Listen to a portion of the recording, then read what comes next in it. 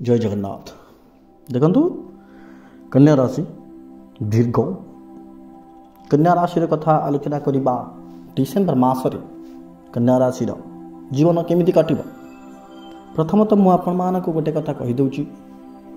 आपण मैंने समस्ते जानी ग्रहर गोचर केमिति हो तो पांचटी ग्रहर गोचर आपण मैंने देखा पाइबे डिसेम्बर मध्य बकरी ग्रहर फल अर्थात जो मैंने उल्टा चलिए जो ग्रह मार्गी ग्रह शनि मार्गी होती फल भी आलोचना करवा। देखो मुझे आपंकर चार्टे देखा प्रथम आम आप चार्ट देखिए आप हेल्थ विषय आलोचना करवा।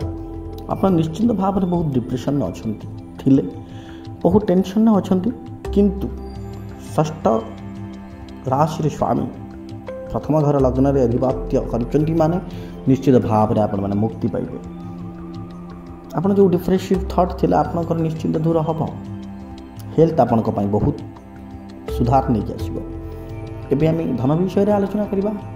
आप चार्ट देखिए निहाती जापारे आप सेकेंड हाउस सप्तम राशि अधिपति स्वामी सेठी आउ बुध बसचंती बकरी बस्तार। देखो धन घरे बुध बुध होती जड़े ग्रह छट ग्रह राजकीय ग्रह तो बुध जो बचते सी सब बढ़ाई दिखती तो धन निहाती भाव में बढ़े किंतु 1 तारीख रु 10 तारीख जाए देखुँ बुध बढ़े कहीं बुध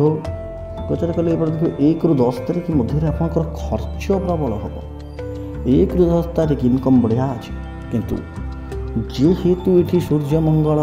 शुक्र बसते हेतु लाभ आप होते थर्ड हाउस से बसते तो थर्ड हाउस मालिक बुध तो बुध को सपोर्ट चलता है कि जो गोचर हम आपन को 10 तारीख पर 20 तारीख जाए खर्च प्रबल आपंकर हम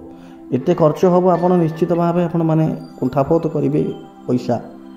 क्या दबा बहुत खर्च हम 20 रु 31 तारीख पुणी आपको देखिए अचानक लाभ हम अन्य गोटे गोचर पर।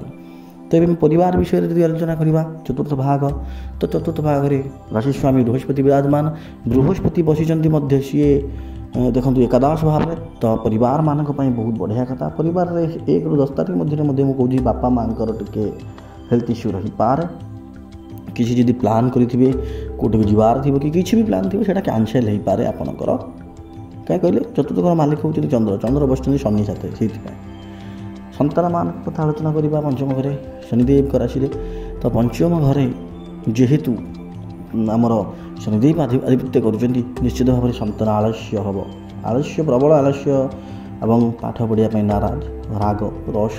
संतान मानकर एमती भाव में यही मासटी कटो।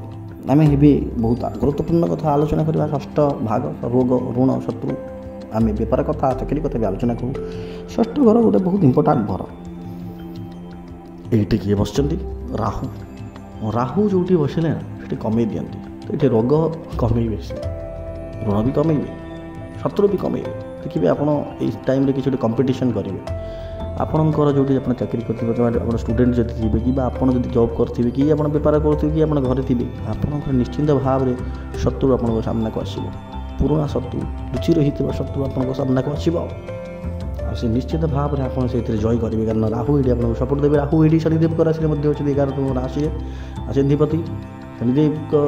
साथी जिते राहु था साथी रही फलाफल अलग हुए किंतु आम जब आलोचना करवा राहु शनिदेव घरे अच्छे निश्चित भाव में आपण गोटे शुभ फल मिल शुभ फल एमती आप शत्रु साथी आप निश्चित भाव विजय लाभ करेंगे। तो ये आम आउ गोटे कथा आलोचना करवा आम गोटे इंपोर्टाट कथा ये आलोचना करवा सप्तम घर कथा शनिचंद्र बस बृहस्पति राशि ये कौन होना आपंकर मन शांत रप देखिए पार्टनर आपंकर जी थी पति पत्नी कथा जब आलोचना करवा भर मनमालिन्य रणे जदि ओ चाहूब आउ जड़े क चाहब ये कथबार्ता हम। तो बेपार वाणिज्य भी सेमती प्रोब्लेम देखुची टे आपंकर पार्टनर मान सहित टे प्रोब्लेम रोचे किंतु ये 10 तारीख पर 15 तारीख भितर टे गड़बड़ हेले भी 15 तारीख पर ठीक ठाक हो। तो आम ए आपण मानकर कैरियर भाव चाकरी भाव बिजनेस भाव दशम घर सब important house 10th house Shanidev जहार मालिक तो ये 3 लिखा जाए अपने देखो 3 लिखा जाए 3 नंबर राशि ओनर होती बुध मरकरी बुध बसी सेकेंड हाउस तो दशम घर मालिक जो सेकेंड हाउस से कनेक्ट हो जाती बहुत बढ़िया फल दिखती बुध बहुत भल ग्रह एवं शनिदेव सी जेहेतु 10th राशि मालिक तो ये कौन है ना ये 3 लिखा मैंने बुध राशि बुध कनेक्शन इन सेकेंड नंबर तो निश्चित भाव में अर्थ आप बहुत भल इनकम करेंगे मस किसी दिन आप असुविधा हो पाए ना आप बृहस्पति निश्चित भाव में हेल्प में मिल आप अर्थ इनकम करेंगे टी 10 ରୁ 20 दाई टी आप खर्च अच्छी ना बहुत बढ़िया अच्छी आप टाइम जब किसी विदेश जावाक चाहते से बंद हो पाए आउ जब व्यय कथा कह व्यय निहाती भाव में आप खर्च हो तो देखा गले हाराहारी भाव में गोटे एवरेज मास यहाँ आपने निजे निजर कुंडली